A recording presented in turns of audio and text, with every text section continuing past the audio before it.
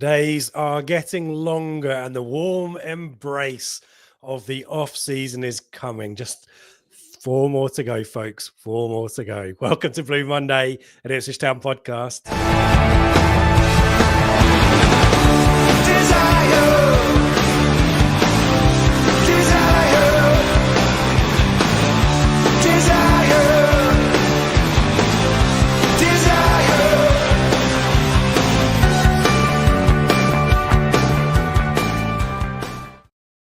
Welcome to the Prematch show, Newcastle away edition. Joining me to try and find the positives, try and find the joy, clutch at straws. I don't even think I can do you're telling me there's a chance, having read the research. Seb Brown, evening to you. How are you feeling, mate?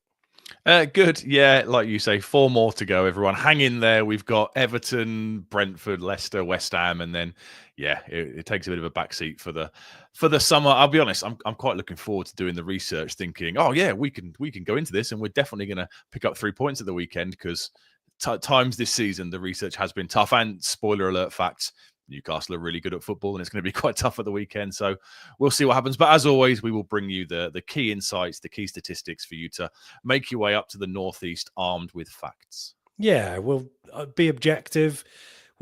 If we find anything, any glimmers of hope, we'll try and emphasize them as much as we can. And if you've got positive vibes as well, help us out here, because we're off the back of a pretty horrible experience against Arsenal, and memory also not so great from the reverse fixture, Seb, earlier in the season, where we were pretty much schooled, weren't we, by Newcastle at Portman Road? Very much so, yeah. I think it was the best midfield that I'd seen at Portman Road probably until last weekend, when Declan Rice, Saka, and Odegaard, etc., turned up. I thought on that day they were missing Joelinton, if I remember rightly, and I remember thinking, oh, Bruno Guimaraes' quality, Sandro Tonali's quality, but one of their three is missing. We might have a chance, and it was men against boys. We didn't really get a kick, did we? They scored within a minute, didn't they? We had that weird kickoff, didn't we, where Wes Burns go to the left and the right flank was empty, and we kicked it straight out, and they promptly got in behind the Leaf and got behind Leaf and Cameron Burgess and scored. And yeah, that was a sobering day, that one. Yeah, well, let's move it on, because welcome everybody. Good to have you. Thanks for joining us, folks. Don't turn off. We need you. Neil, evening all. Let's have a good end to the season. Miracles happen. We've got a history, as talked about on the Blue Monday Rewind show, of rocking up at Newcastle and getting a grotty draw. So we'll talk more about that later. And we definitely commend Blue Monday Rewind always to you. But if you're looking for, as I say, these rare moments of positivity, then a point is possible. Who knows? Good day to Michael, Anzac Day in Australia. If anyone can help us out with that acronym, that would be helpful. To Streaky is with us. Anthony's here as well. Welcome, Anthony. Good to have you with us.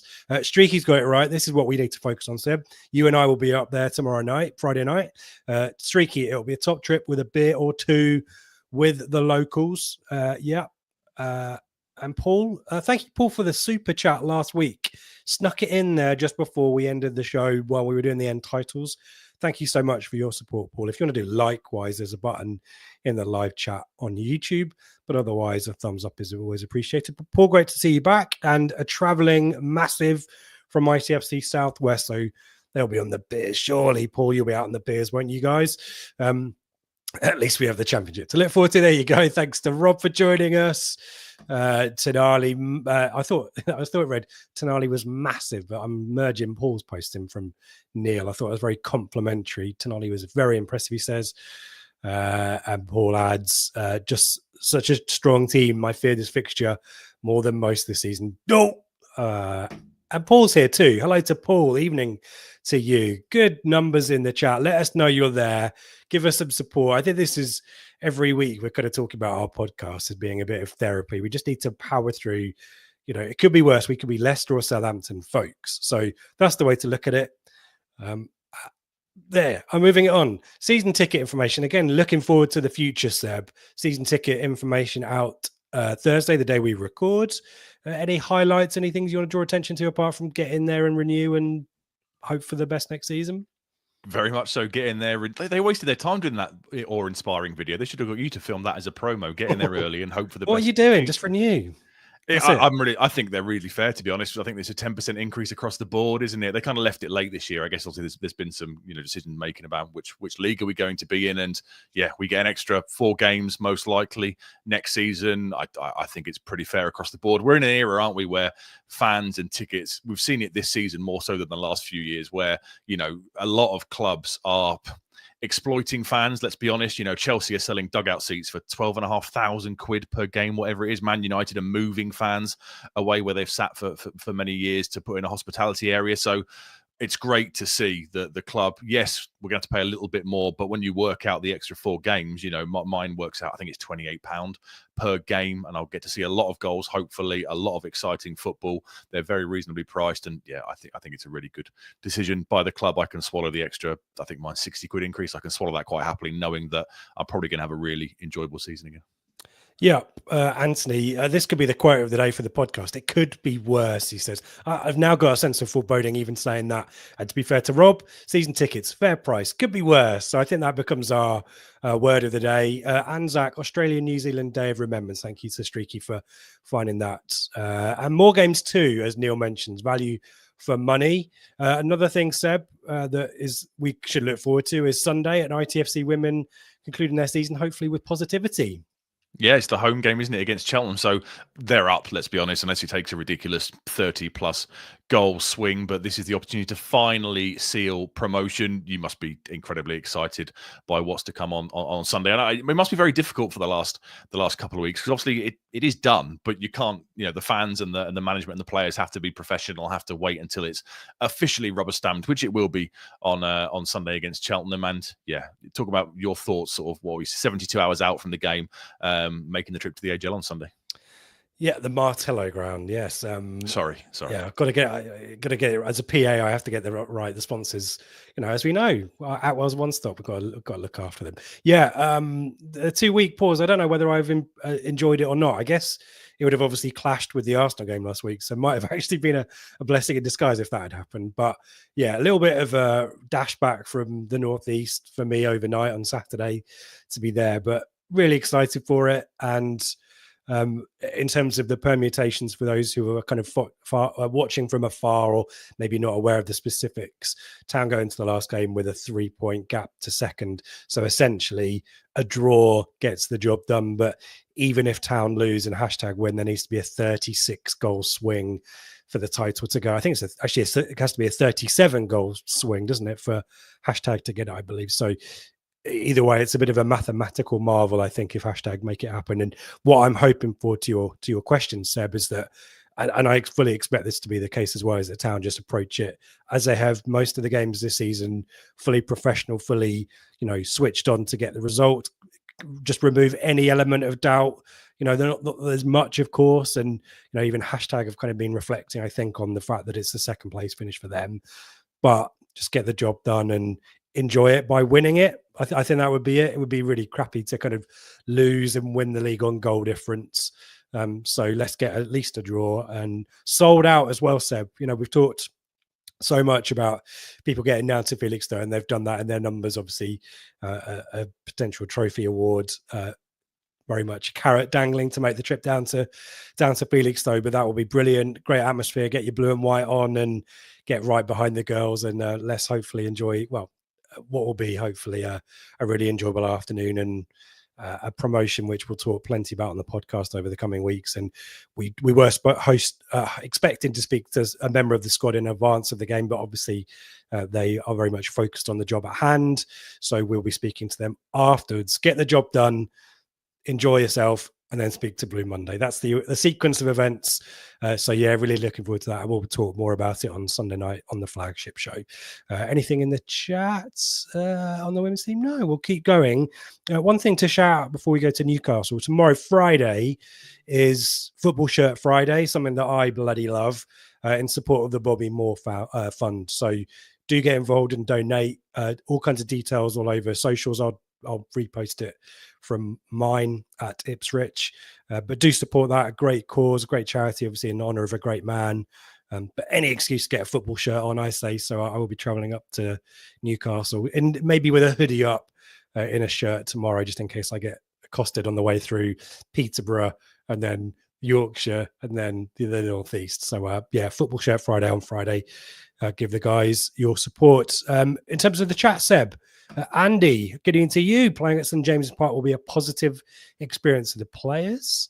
What else have we got here? And for us as fans, it's my first time there, which sounds crazy being a northern game. You know, I live in the north, and you would think I'd done it before, but I've never got round to it. So I'm very much looking forward to ticking it up and making isn't it a ridiculously high away end? Everyone keeps telling me, and the stairs are a bit of a mission. So yeah, I'm looking forward to it. It'll be good. And like you say, a great experience for these players. There's a lift. So I'm not getting the lift. I'm not that old. I'm not getting the lift. I'd never live that down from you, would I? Bit of cardio on a Saturday after you've had a few beers or whatever. Richard is with us tonight. Finally got a ticket to the away end. My wife Ali hoping to get a BM badge from Seb. I better make sure I don't leave him in the car this time, like I did at Stamford Bridge and was promptly accosted on the concourse by many people. Yeah, I'll have him, and you might need to remind me to swing by the car on Saturday morning and pick him up. Don't worry, guys. I will have my supply on me as well. When a job needs getting done, Rich gets it done. Rob, home game, trophy award. Can't wait till Sunday. More excited than my daughter. Yeah, me too, Rob. Good to see you, hopefully, on Sunday. What else have we got? Evening A team. David met in the ground last week. Good to see you. MW 10 minutes behind, listening as live. So we need to leave us like a moment in time for MW to catch up on in 10 minutes, Seb. I don't know what it is, but we've mentioned your comment, MW. So there you go. Enjoy it in 10 minutes time when we talk about it. Paul, our strength team facing a rampant Newcastle. I fear the worst. Don't worry, Paul. It could be worse. I don't know how, but Neil, 140 steps to climb, he says. Stats. Giving you stats for once. So there you go. We're returning the favour. Brilliant stuff. But Newcastle, we put it off for 12 minutes. And I'm worried about MW. He needs to know what's happening in 10 minutes' time. Great season for Newcastle, isn't it? Let's be honest. Finally got some silverware. Ownership group obviously been pretty ambitious, and a really strong, attacking, talented squad. Not much more you can say really apart from that. No, it's an excellent season for them, isn't it? Obviously, they had a couple of years ago, they finished in the Champions League spaces. Last year, they kind of struggled to balance that midweek European football with a very heavy injury list and dropped off in the league, and there's no European football for them this season. But obviously, they have won the League Cup. So even if they were to drop out of the top 7, whatever it is now, they will still get guaranteed Europa League football by winning that. But their eyes are firmly on the Champions League. And if they get there, then that will cap a really, really good season. You know, they've finally broken that hoodoo, as Craig referred to on the pre-match show. He thinks that on the Rewind show, we think they won a trophy. It was mentioned in 1 or 2 places and 1 or 2 sort of media outlets, like Craig said. And it kind of was one of the missing pieces. And I kind of get the vibes. Do you remember when Man City won the FA Cup in 2011? And it was like the first thing they'd won, and then it propelled them on to bigger and better things. I'm kind of getting the impression that might be the case with Newcastle, as you mentioned, fiercely ambitious, state-owned club with ridiculous resources behind them. We will know they will want to push on, and that's why Champions League football is so crucial to their PSR efforts. In this world we live in of finance and PSR, to think they've got this incredible backing. But last summer they were genuinely considering having to sell Alexander Isak or Bruno Guimaraes to meet the FFP kind of deadlines, and the Champions League revenues that will come in if they can finish in the top 5 will be absolutely crucial to what they want to do. They haven't actually spent any real money since the summer 2023 transfer window because of these PSR issues. And one of these clubs that did a bit of kind of June 30th transfer dealings, they sold Minter to Brighton, sold Elliot Anderson to Newcastle, to Nottingham Forest, to come in under budget. So if they can finish top 5, it's going to be close. We discussed last week how this was kind of the only exciting thing left in the season. If they can finish in the top 5, it will be absolutely crucial to their sort of future chances, and they're on course to do it. They do sit 5th as it stands at the moment. Obviously, there was the Man City Villa game on Tuesday night, wasn't it, with a very late winner for Man City. So they dropped down from 4th to 5th. They've got 59 points. They're 2 points clear of Chelsea in 6th in kind of the race for the Champions League spots. They are 2 points behind City, who are 3rd, but they do have a game in hand over Man City. They've still got to play Chelsea and Arsenal in the last few games of the season. So I can't work out if that's a good thing, because it means it's in their own hands. Beat Chelsea and they're pretty much over the line. But equally, you've got these tough games where you might well fancy playing the likes of us, Leicester, Southampton to kind of get yourself get yourself over the line. They are the third highest scorers in the league with 62 goals after Liverpool and Man City, and they come into it in a decent run of form. They came off the rails a little bit last weekend. It was a bit chaotic, wasn't it? It was, yeah. Aston Villa away was the defeat last time out. Before that, it was 4 wins on the bounce: Palace, Man United, Leicester, and Brentford, and obviously the 2-1 League Cup victory over Liverpool back in March. The home form mirrors their league position. It's 5th best with 32 points. They are the 2nd highest goal scorers at home in the league behind Man City. And their last 5 at home is also pretty strong. 4 wins: Palace, Man United, Brentford, and Nottingham Forest, and 1 defeat to Fulham. Yeah, the goals concern me. And previously we talked, well, I don't think we had talked too much. Maybe the pre-match ahead of the home game, how Isak was on kind of just a great run of form, and maybe he's tailed off a little bit only because of the high standards that he'd set earlier in the season. But other players have kind of come into form, and that midfield trio that we talked about, even Jacob Murphy, someone you don't like, has had a really good run of form, hasn't he? And where Isak has kind of maybe tailed off, or injuries have played a part, I think, as well. Other players have stepped up and contributed. Harvey Barnes, we'll talk about him. It just feels like there's goals all over the team, Seb, which is something that we can't really say ourselves. And quite a lot of teams relying on 1 or 2 players, but certainly not the case for Newcastle, when 2nd highest goal scorers at home is a bit daunting, isn't it? In terms of focusing on some positives, should we talk about the Villa defeat? Because it does give us maybe some ways to go, perhaps. It does, yeah. I mean, they were on a really good run of form since the League Cup victory. You kind of not would have forgiven them, but you would maybe understood if, next time out things would have dropped off slightly. But they won the next 4 league games, and they actually played the same 11 for 7 matches in all competitions up until the Villa game. And I think the Villa game just came 1 game too many. It was their 3rd game in 6 days. And did you watch it? It was sort of chaos. It was the 5:30 game last Saturday. Villa scored within less than a minute, a deflected effort from Ollie Watkins. They then hit the woodwork twice. Newcastle equalised. Then Villa hit the woodwork twice. And there was this crazy 10, 11 minute period in the second half where Villa kind of cleaned up. And watching it, I did take a bit of a positive. There were huge areas of space, I thought, in between Kieran Trippier at right back, Fabian Schär at right centre back, and whoever the deeper midfielder was meant to be, presumably Tonali. And I just thought all Villa's goals kind of either started from that position or were direct assists from there. And I kind of thought, watching it, maybe there's a little pocket of space here that for whatever reason they couldn't shut down in the game because it kept happening over and over again. And I just kept watching it back thinking maybe that's a chance we can look to exploit that little area of space in between the right back and the right centre back. Yeah, and it drew Dan Burn out as well. I think that was maybe the factor in the 2nd or the 3rd goal. I'm trying to remember. Dan Burn was facing towards his own goal and not really aware of what was around him. So a little bit of chaos there. We just need the players to do that. Maybe it's ex-Sunderland winger Jack Clark's time to shine, perhaps. But our left-hand side is a bit of a challenge. We'll talk more about that later on. Also a factor, Seb, no Eddie Howe in the dugout. And he's Jason back. Tyndall had kind of had his run of games, and maybe they were missing Eddie Howe's calming influence. I don't know. We'll talk about him now, shall we? Because he'll be back in the dugout on Saturday and will be welcomed back like a hero, won't he? Which doesn't help us out. But no, he's back. He's missed the last 3 games, having been hospitalised with pneumonia. Jason Tyndall took over for those 3 games, had a very brief spell in charge at Bournemouth when Howe left when they first got relegated, but was pretty crap. Got fired predictable. It was predictable that was not going to work. It was very much kind of following, his mentor, or I guess he's proven this. He's the second in fiddle to Eddie Howe, isn't he? And I think that was a big ask to try and get them back. And Scott Parker, I think, came in, didn't he, and got them straight up. So some people are born to lead, and some people are born to be pretty and memeable, and I'm doing Tinder a massive disservice. He's the one I'm going for this week. Last week, who did I go after last week? Who did really well? Might have been Saka, mightn't it? I'm trying to remember. Oh, I slagged off Arteta. Didn't have a ruthless streak.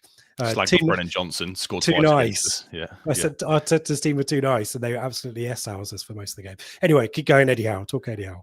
So he's back in the dugout, having missed the last 3 games. Been in charge since November 2021. He was appointed about a month or so after the Saudi group took over. Managed 168 games, won 89 of them, drawn 32 and lost 47, which is a 53% win rate. He took over, worth remembering, he took over when they were 5 points adrift from safety in the relegation zone, and then progressively got better. You know, had the Champions League place finish, 7th place finish, dropped off last year with the Champions League football, but looking to really go again. And I think, like I said earlier, I think that League Cup win was really important for him and Jason Tindall, I guess, because do you remember like when Mark Hughes was at Man City and kind of, you know, did well and progressed them, but then they got Mancini and then they started to win FA Cups and win the league, etc. You kind of always thought maybe if Howe can't deliver a trophy, is it going to be the next person that really looks to push this squad on and drive them forward and kind of meet the owner's expectations? So I think it was important for him, having lost the final 2 years ago against Man United. I think it was important to get that one across the line, and they'll be revered now. You know, that management duo will be revered now in Newcastle forever for what they've done. They finally delivered that trophy to the Newcastle fans, and as a result, they've probably secured their place there for quite a while. And we need to give them credit as well, because they were playing the form team in the division in that final and had a really good strategy for shutting them down. Salah didn't get a sniff, did he? They managed that game really well. I know there was squeaky bum time with the Chiesa VAR goal and 8 minutes at a time, whatever it was, 9 minutes, which I'm sure felt like a century for the Newcastle fans. But for 90 minutes, just seemingly the perfect game plan from them, wasn't it? Yeah, it worked very, very well. And like you say, credit to them, and also credit to them then for keep going in the league. It would have been very easy to drop off. You know, there was an international break straight afterwards, so you lose that bit of downtime as a squad. There was the big bus parade around Newcastle with Anton Deck and Alan Shearer, etc., all doing videos and promos. So it would have been perhaps a little bit understandable to go into the next game a little bit of a case of after the Lord Mayor's show, like I predicted last week when Arsenal were coming to town. Look how that worked out. But to go and win 4 on the bounce before the Villa game last week is impressive as well. So yeah, it's just been a really, really strong season for them, hasn't it? It has. Let's go to the head-to-head, because actually that, again, positivity, not that it has meant anything whatsoever when we refer to it this season, is generally positive. But Seb, it's 22 minutes into the podcast and we haven't mentioned Sir Bobby yet. So thank you, Paul, first in the chat tonight. The common bond with Newcastle, always be strong despite the rivalry on Saturday. Great club.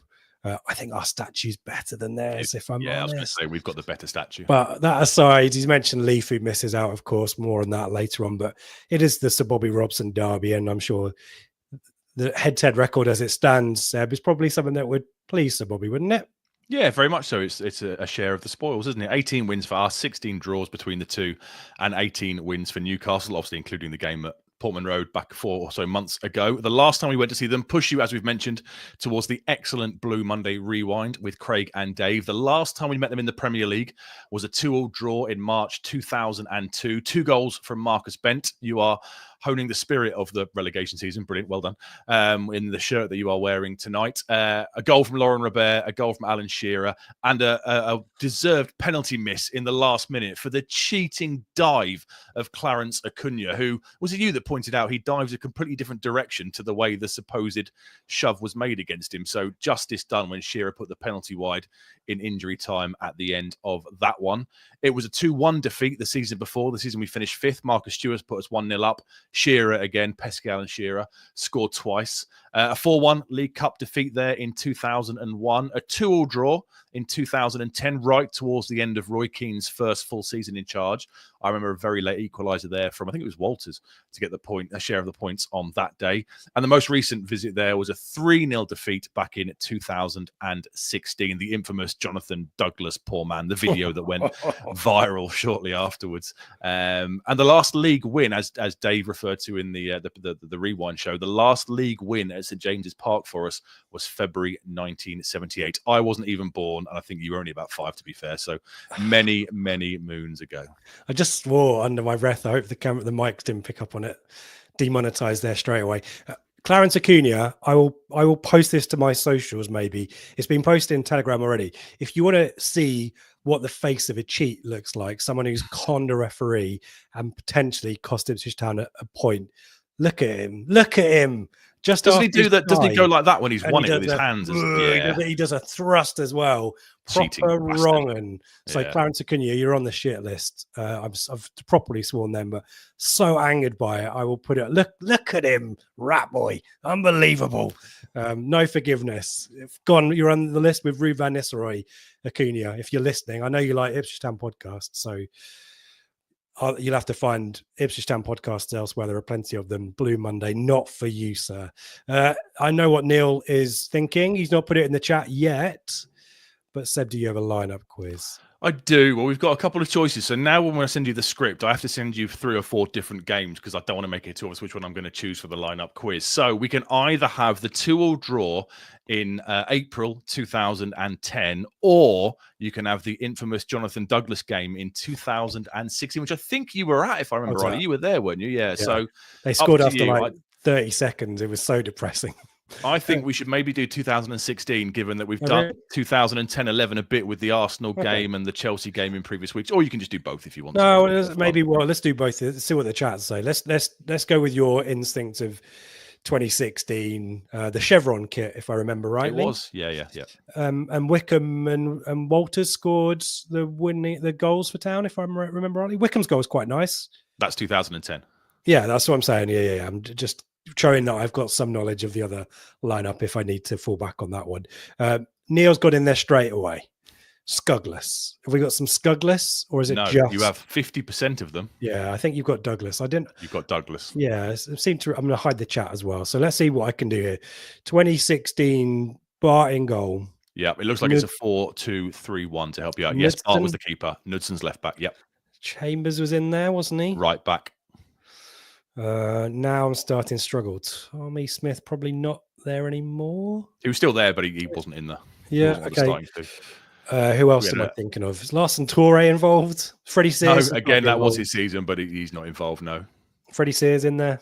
Freddie Sears, played on the left of the 3 behind the striker. Sorry, the right of the 3 behind the striker. I'm starting to... Luke Varney? No. Shall I give you some clues? You've got Murphy was presumably playing for Newcastle. I didn't check the Newcastle score, but yes, he's gone at that point. He was sold the summer just gone. Give me some clues. So I'm looking for centre backs first. So centre backs, very highly rated, bought by Mr. Mark Ashton for about £3 million and then promptly sold Adam Webster a year later. Yeah, Adam Webster was the right-sided one. The other one of the stalwarts of the playoff campaign, scored 8 goals in the playoff season. Jonathan Douglas's midfield partner was a young loanee on loan from Everton. I think the loan was terminated early, if I'm rightly, but it's not Callum Connolly. That's a couple of years later. No. Connor Grant. Who then had a good spell at Plymouth, didn't he, if I remember rightly? Yeah. They shifted him out wide. Yep. And then you've got 2 of the 3 behind the striker. The player of that season who would score worldie after worldie, but would always gob off and got himself suspended for the derby at Carrow Road by mouthing off at the ref. Oh, went to Rangers, went to Derby. We had him on loan from Leicester. Tom Lawrence. Yep. Wow. And then behind the central striker was a player who scored a hat-trick on his debut. Oh, Grant Ward. Wow. Yeah. And then the central striker was Daryl Murphy's replacement, who was absolutely crap. Oh, not Brett Pittman. Chat, what we got? Didsey says no. No, not Didsey. Not in response to your prompt. Leon Best. Oh, Leon Best. Was he was the central? He was leading the line against Newcastle at St James's Park. Yep, Neil's got it there. Yeah, there you go. Emma Hughes was a shout in there. If you said, Neil. Emma Hughes joined in the January window after this and scored the great goal in the Bank Holiday Monday game at Easter time at Portman Road. Fair play to Neil. Straight in with Leon Best before we've even started going through it. So well done for that one. Neil's got Chambers and Berra. Nice, good. I'm happy with that. I don't want to do the other one. I'm embarrassed enough that it's not a vintage era though. I've put that stuff out of my mind. I don't feel good about that season. That's Lincoln away, isn't it? And was it the Burton 0-0? What was a crappy 0-0? Was it Rotherham? There were so many of them. Oh. Well, didn't we lose 1-0 to Rotherham? Didn't Addy Amy score? And then we signed him the next summer and they were rock bottom of the league and done under Neil Warnock, and I think they scored an event, beat us, and eventually stayed up. And it was an absolutely awful season. Yeah. Good. Moving us on. Nothing really to talk about in terms of business, Seb. You mentioned PSR stuff already. Yeah. But that aside, anything else you want to mention? No, they are completely hamstrung. They kind of chased Mark Gahey all summer, didn't they? And there were rumours that Palace, if they bid 70 million, they'd have got him, but they couldn't stretch the budget that far. And that's why I keep saying it. This Champions League qualification is crucial because it will change what they can do. And I'll reiterate, they haven't spent any real money since summer 2023 when they spent 60 million quid on the likes of Tonali. They made Lewis Hall's loan permanent last summer from Chelsea, but that was already agreed the same summer 2023, and they've done very little now for the last 3 windows on the bounce. So yeah, they really need to get this extra revenue coming in so they can look to develop the squad further. We were scared by what the graphics showed against Arsenal. Are we going to be similarly scared what you've got next? Apologies for those listening on podcast. We'll describe it as best we can. But shall we put up the Monday Night Football view, Seb? And let's do the tactical pad. Yeah, why not? So if you want to share the screen, I've got it here. Yep. It's a 4-3-3 formation that they use. So what I've done is I've gone for the Palace home game as opposed to the Villa game last time out, because I kind of figured a home game against a side lower down in the table is probably more accurate for what they'll do this weekend rather than a game away at a fellow Champions League competitor. So it's a 4-3-3. They've played that pretty religiously. It's been used 32 times out of their 33 games so far this season. They're incredibly physical. They're incredibly athletic. We saw that in the home game at Portman Road. And it's a bit of a kind of throwback, I would suggest. We've had 2 weeks now. We've had Chelsea and Arsenal where we've seen fullbacks invert into midfield and all that kind of modern football woke nonsense. Newcastle, I quite like the fact that their fullbacks, etc., do kind of do their traditional job. So if I move it forward to the average player positions, you will see that it does kind of keep its shape in terms of a relatively identifiable back four. Trippier and Livramento are the current fullbacks. They've got a few issues at left backs. Tino Livramento is mainly a right back, but he's played most of the season in that left back role.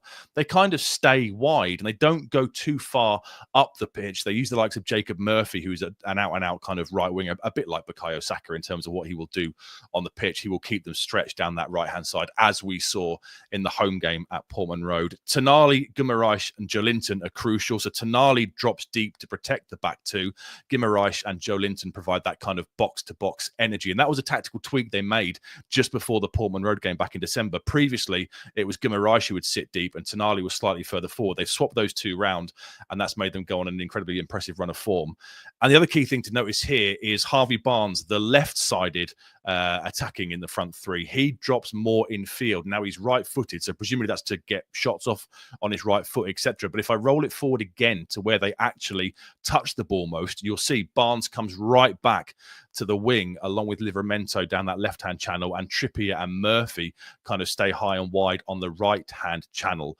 Joelinton seems to come across to create a little bit of an overload down the left, and Guimaraes pushes a little bit right again to create a bit of an overload. So it's kind of interesting. There are big pockets of space in here in between Guimaraes and Joelinton, potentially in midfield. You will have Tonali patrolling a little bit. And the other key thing to notice there is Isak. Look how high his average kind of position is. You know, he's an absolutely excellent player. He will drift left and right to get on the ball, but he's basically an out-and-out goal machine, supplied by great service from those wingers who stay high and stay wide. Yeah, and if we had a more dynamic midfield, you'd spot that pocket of space in the middle of the park and hope for the best there.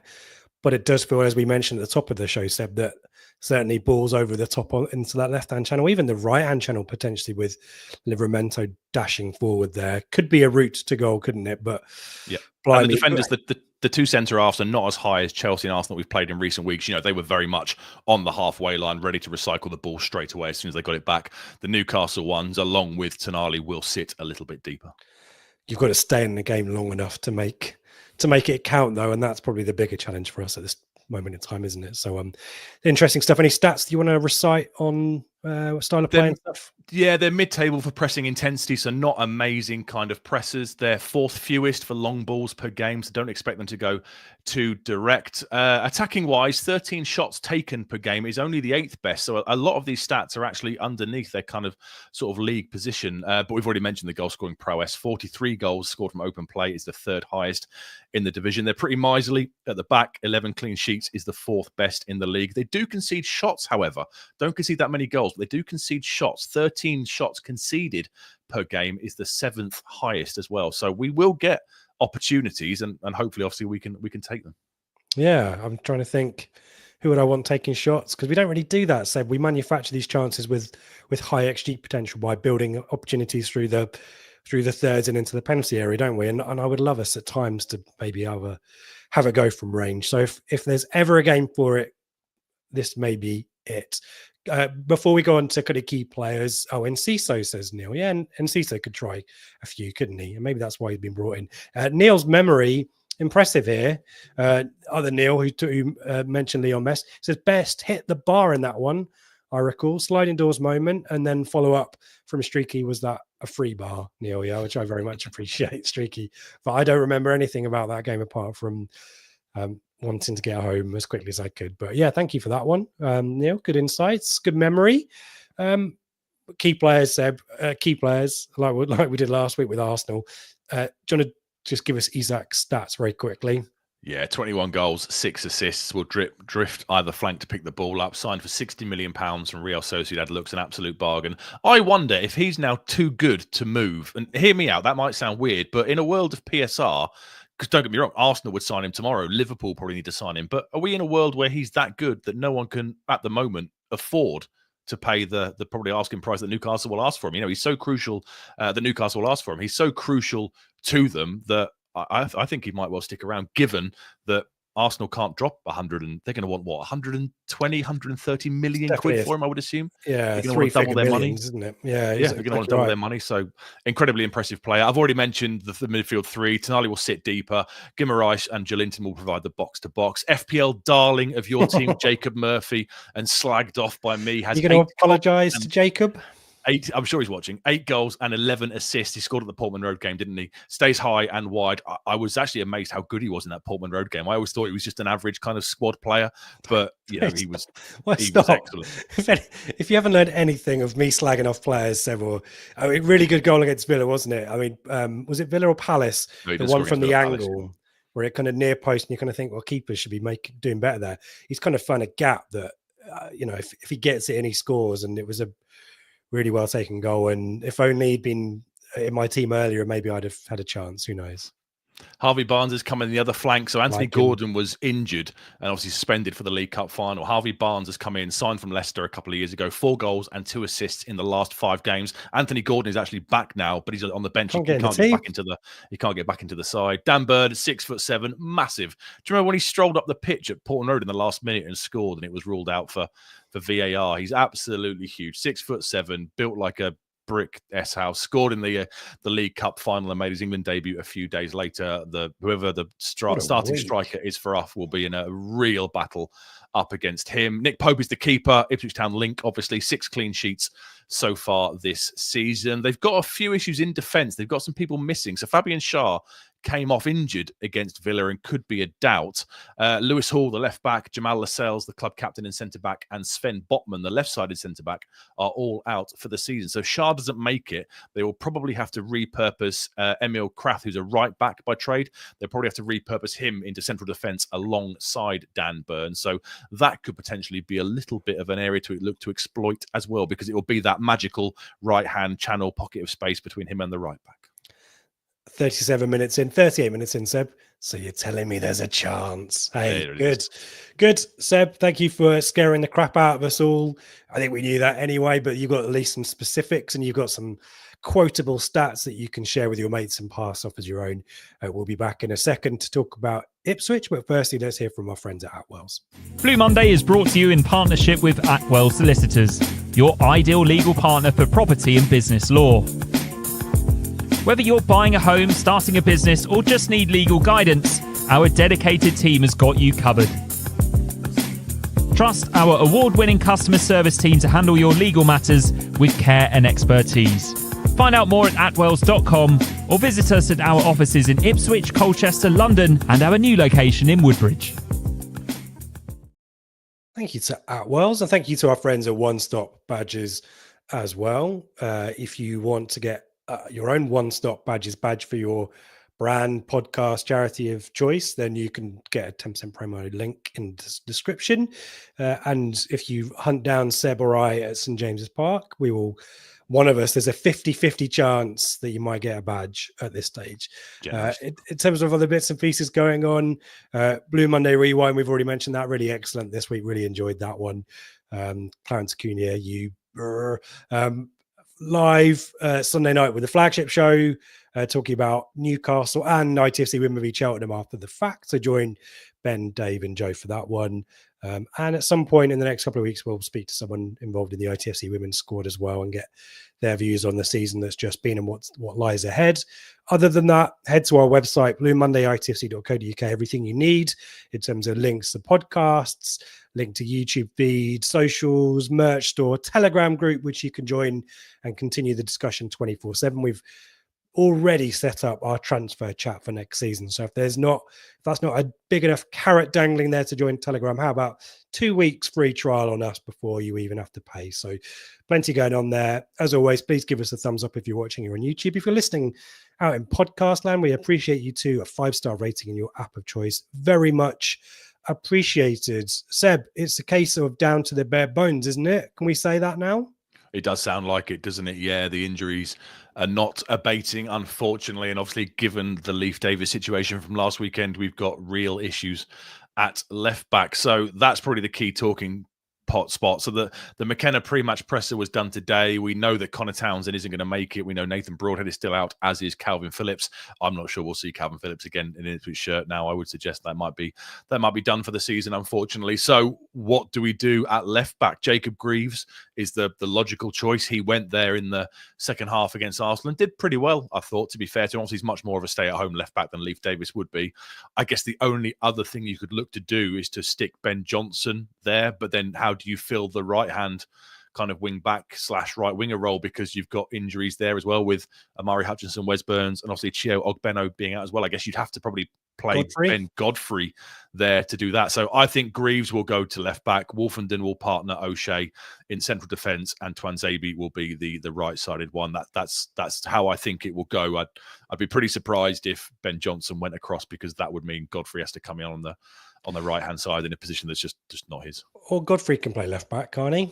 That's a big ask, though, isn't he? He hasn't trained in that position. He's completely unproven match-wise. I think you'd go for Jacob Greaves in that situation ahead of him, given that he did pretty okay in the second half against Arsenal from that position. I think he's the logical choice that you'd have to go for. Central midfield will pick itself.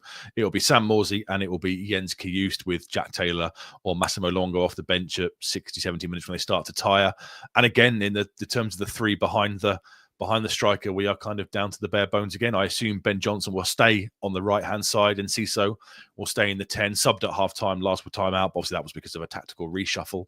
And Jack Clark, who, the poor guy, is the full man. Every time we have a red card, a Villa away when he came on and then had to be pulled when Twanzebe got sent off, subbed last time to make way for Burgess. I presume he'll be the one to get the nod in that left-hand kind of channel. I've realised I forgot about Cameron Burgess. I said Luke Wolfenden would start alongside Dara O'Shea. It won't be. It will be O'Shea and it will be Cameron Burgess. Yeah, I think the thing that worries me about Greaves at left back was that pace. Not good on pace, is he? Jacob Murphy as well. Yeah, so that to me is a worry. And even if you bring Johnson over, I don't think that's a massive upgrade here. I think he struggles against pace as well. So that is going to be a challenge, isn't it? And probably necessitates a low block, which we've seen used throughout the season, not least at Arsenal away. So, I mean, Trevor's mentioned Kjust has played at left back, but we need him in central mid, don't we? Because no Calvin Phillips. So, yeah, it just feel like that. It's 5 centre back, says David. I mean, maybe we go down that route, but it does feel like. Should I put your team up? You've caveated that. I think you've got Wolfenden in the stereo. No, you got Burgess. No, I haven't. No, I have got Burgess in. Yeah, so I've gone for Greaves at left back, Burgess and O'Shea as the centre halves, Twanzebe in the right hand channel, Morsey and Kjust in midfield, Ben Johnson continuing in that right hand role that he's done so well in recent weeks, to be fair, and Ciso back in the number 10 role, and Jack Clark on the left hand side, looking to exploit those pockets of space which we've identified. If there's ever a time, Jack Clark, to cut in on your right hand, on your right foot and get a shot off like we saw you do so many times last season, this could be the weekend to do it. I've also kept George Hurst up front in my predicted 11 because I think he's done really well. Even against Arsenal, he battled so well and was so, he's so selfless the way he'll just run all day for the team and shows excellent centre forward play to get us up the pitch, win free kicks, etc., to try and alleviate the pressure a little bit. So I've got no issue if he starts. Delap, we know, is nursing a rib injury. Hurst is going to be the main man next season, so no issue at all if George Hurst starts 3 games on the bounce. Evening to wonderful horseshoe Toon fan.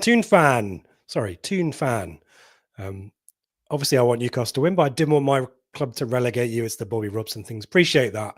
Wonderful horseshoe. To be fair, the damage has been done. It's not you guys this weekend. I know you're putting the final nail in the coffin, but don't feel too bad about it. We will not be blaming Newcastle for how this entire season has panned out. But if there's ever a weekend for you to be generous and let us have a point, then maybe this is the one.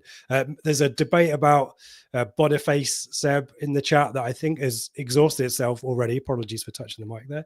I think probably Neil's sort of situation, too inexperienced. It's a lot to ask, isn't it? Yeah, against Jacob Murphy, who's on form, Kieran Trippier backing him up, it would be a hell of an ask. It wouldn't be fair on the kid, I don't think. He's barely played any kind of minutes whatsoever of senior professional men's football, so it's too much of an ask.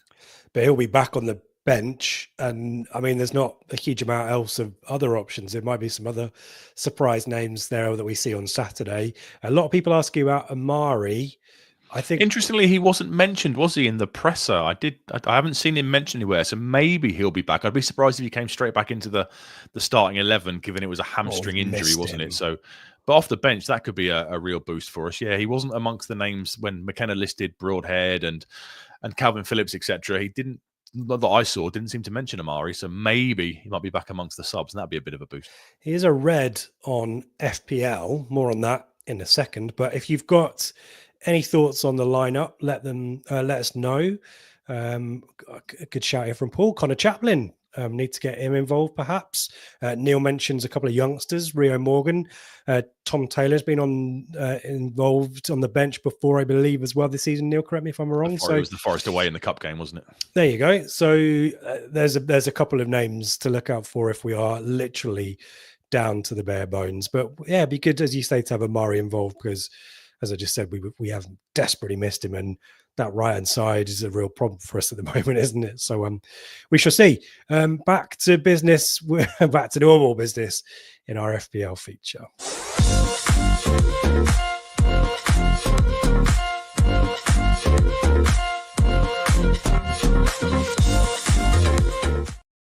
I can't... staring back at me in my little nerdy press the buttons thing that Seb talks about is Clarence bloody Akunu. I have to delete this out because I keep looking at it. It's right below the scores for last week. Last week, not a classic for either of us, but Seb back in the groove after a 1 week lapse where Isaac kind of made a lot of the difference, not entirely, but 10-point week generally, and then Leif Davis screwed me over really with the red cards. So another winning week for Seb, closing in on 2,000 points over the course of the season in our little FPL league. We need to thank, of course, Brett Vale. Head to brettvalegolf.co.uk for more information about them. But as we keep saying, perfect time to get into the golf. If you've never made a visit down to Brett Vale, now is the time to do it in Constable Country down the A12. And if you mention us, if you mention Seb's prowess at FPL or my lack of prowess at FPL, then they'll add £25 to your membership card. You can use that in the bar or in the pro shop. But yeah, head down there, and thank you, Brett Vale, for their support this season. And again, sorry I've made it a completely non-competitive event. Do you want to talk through your team, Seb? Yeah, messed up. I played my wild card. Was it last week or was it 2 weeks ago? I can't remember. Without looking at the fixtures properly and realising there was a whole raft of, not postponements, but just games not being played because of the FA Cup semis this weekend. And then I don't want to spend too many transfers, spending points to get people out for 1 weekend to put them back in next week. So, as you will see, I have no bench whatsoever. And I have one player, Morgan Rogers, in central midfield who will not play this weekend. So I'm going out with 10 players this weekend. I've made 2 subs, so I have spent 4 points because I only had 1 free transfer available. I've bought Alex Iwobi in for Papi Sarr, the Palace player who did nothing in the last couple of games. And I took out Marmouche, who equally did nothing in the last 2 games, despite me thinking he might be the source of some points. And I've bought in everyone's favourite pantomime villain, Matthias Cunha, because Wolves are the most informed team in the league. So that's what I've gone for. So -4 points spent for me. And then next week I won't have to spend any because all the players will come back in again. And I've got that healthy 300-point lead over you anyway. Yeah, and I'm not too dissimilar in my situation. In fact, I'm probably even worse. I've also incurred a 4-point penalty. I'm relying on Delap playing, and I'm relying on Amari to making a miraculous recovery. He's a red here on the injury, so I'm desperate for him. But and I've got Alex McCarthy for Southampton in goal, who's not played this season, I believe, so because of Ramsdale. So I'm hopeful that Jacob Murphy, this is your week, mate. I've brought in Ben Johnson because I've got issues with obviously Amari, but also Leif Davis now suspended. Poor Leif Davis missing the game of his dreams, I guess, as a kid. Real shame for him. Yeah, and I brought in Alanga in replace of Rashford, who's not really done too much of late, but also has a week off. So, yeah, no points on my bench either. So, what will be will be. You've captained Isak, yeah? Was he your captain last week, or have you chosen that for this game? He was my captain last week, and I couldn't really think. I was going to make it Murphy, actually, but he's the vice. So it's the same captaincy situation as last week, but you can't blame me, mate. Anything, if anything. I was nice to you because you're meant to double the points for ITFC players, bonus points or something, aren't you? But obviously you had a -4 for Leif Davis, and even I thought stretching that to -8 would be incredibly harsh on you. Stop! He's already dead. Yeah, you've had a bit of a respite there. Thank you, mate. Appreciate your generosity there. But yeah, Newcastle could do me a favour. But as we know through the FPL League, and again, if you're looking for these positive things that we can emphasise, I have potentially cursed Newcastle's best players for a no-point week or a low-point week purely because they're in my FPL team. So I have done my bit, absolutely everything I could do. So we'll come back. It might not be me next week because I'm out and about. So Seb can gloat about how, despite the fact he's got no points on his bench, he's got 1 player not even featuring, that he's still beating me by 10 or 20 points. But thank you to Brett Vale, nevertheless. Get your predictions in, any final thoughts, lineups, anything else before we say goodbye. But one more time, thank you to Brett Vale.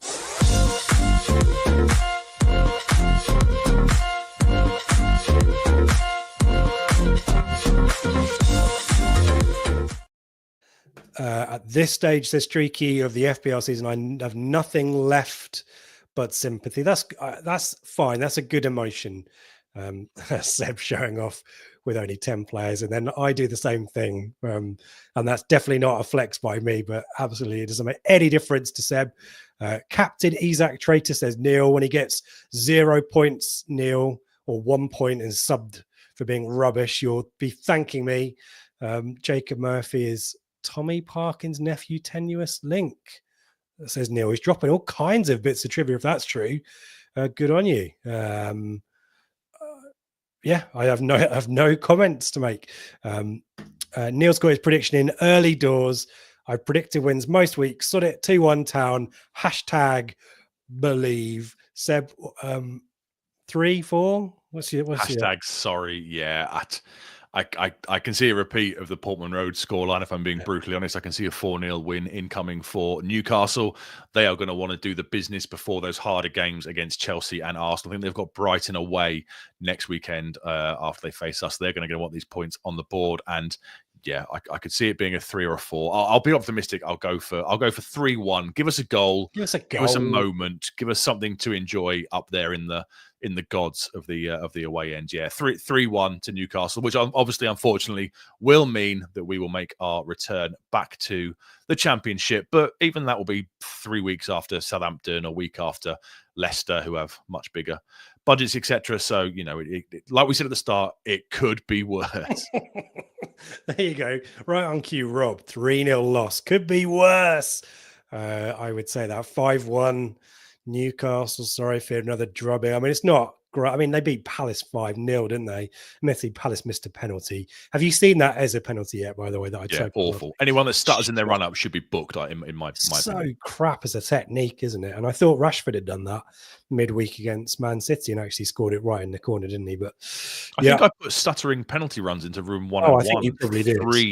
3 years ago now, 4 years ago or something. Yeah. Wonderful horseshoe, our mate from, I don't know if he's from Newcastle, but definitely a Newcastle fan. Can you see Ipswich keeping the majority of players you have now? So are you confident coming straight back, Seb? You've got a I think so. I think you've only got to look at the Championship this season. Burnley and Leeds promoted on Monday night. Sheffield United on 83 points. They're the 3 parachute sides. Then there's a massive gap to the rest of them. We will lose players, obviously. McKenna asked again today and seems pretty, he's saying all the right things with regards to I'm looking to my future is here, etc. That will go. We know that. I think Delap will be gone potentially within a couple of weeks of the season ending. They'll want to get him to where he's going to go pretty quickly. Amari Hutchinson might be another one, but other than that, I think we'll keep most of the band together and look to go again. And yeah, hopefully we're sat here in 12 months' time from now doing a pre-match show before generic Championship side, discussing how maybe we could be looking to seal promotion back to the Premier League. This is the we're coming up to the week, the anniversary of Coventry. It was Peterborough yesterday, 2 years ago, which means it's the Barnsley game must be on, don't know, a couple of days' time. And then obviously, Coventry will be Wednesday of next week. My birthday this year is going to be nowhere near as good as my last 2 birthdays because one was the Exeter promotion game and one was the Coventry promotion game. So, yeah. What a night. Streaky, as always, I predicted W. I was trying to come up really quickly with a W word that goes before a massive defeat, but I couldn't do it. A whopping defeat. But no, let's do justice to Streaky. He's going for a win.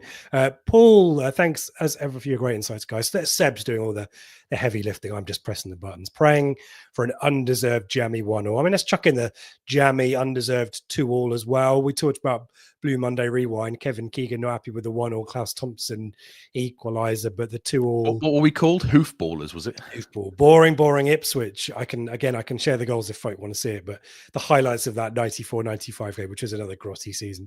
Boring Ipswich, but I guess if you've been in the away end, you'd have bloody loved that. That's probably Mick ball, that is. And so I will not complain if we get a 1-1 or a 2-2 on Saturday. David W. going for a 2-1.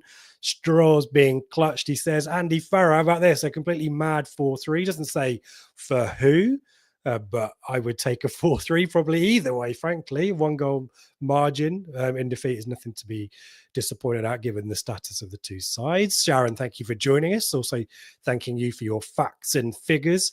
Seb, 80's going for a 3-1. I like the goal shout. Reminds me of Man City away. Smodic. Do you remember Smodic?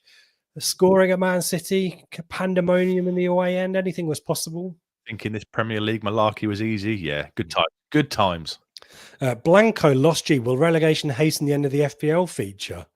I think regardless of anything will hasten the end of the Fantasy League feature. I don't expect. Put it this way: if Fantasy League is back, if Fantasy Football's back next year, it means Rich will have binned me off and got somebody else on the. It's not coming back next season. Blanco lost you, but I think he means even before the end of the season, Seb.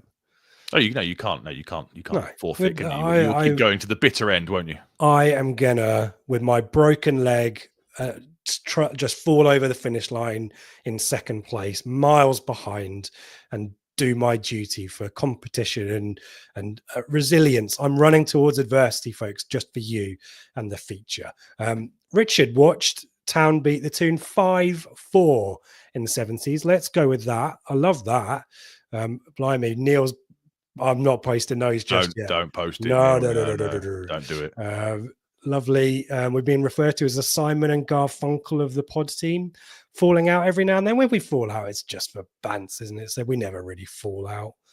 Best of mates, aren't we? Streaky Barnsley, the night we knew. What an evening. That George Hurst goal is still burned into my retinas. Like I could still imagine it and everything at the time. Tess wants us to do a Burnley. Like concede no goals and 15 goals they've conceded in an entire season. 29 is it 29 clean sheets in 44 games? Absolutely insane stats. It'll be interesting how they get on next year, to be fair, because obviously 2 years ago Company got massive grief, didn't he, for playing out from the back and conceding so many poor goals. It'll be really interesting how they get on if this change of style has perhaps set them up better for the Premier League. Maybe we'll look at that and look to tighten up a bit next year before we make our return in 2026, 2027.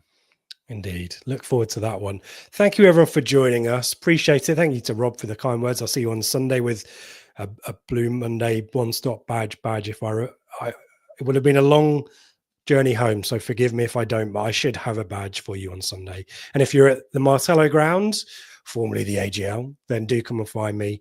I'm on the mic, I'm on the PA, all being well, so you'll hear my voice, so come and find me there, and I'll give anyone who wants one some badges. But I think we'll leave it at that. Seb, thank you as always for your research. I think it's my turn to sign out, or do we need to do something different? No, it's your turn. Let's keep it going to the season. It's obviously not worked at all, but I took us out for Arsenal, which prompted a battering. So your turn to do this one. Okay, would you want to say goodbye then before we... Thank you, everybody, for getting involved. Looking forward to going to Newcastle. It's one of my favourite cities. Looking forward to ticking off a ground in the away. And if you're there, come and say hello. I'll try and remember to have some badges, but if I don't, then Rich definitely will, because he's the adult in this. 4 more to go. Big away day. Big away game next week at Goodison as well. These great grounds we can tick off. So let's just enjoy it, and what will be, will be.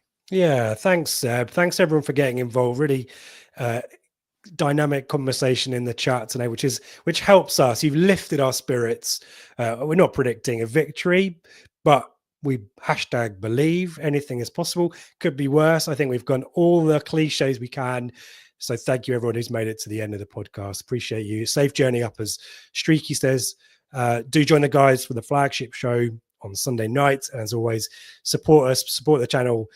If you can, with a like, a subscribe, and a 5-star rating, all that fun stuff. And maybe I'll do this in kind of a pleading way rather than a kind of get behind the lads way. Come on, Ipswich. Come on. Bloody do something. Come on, Ipswich.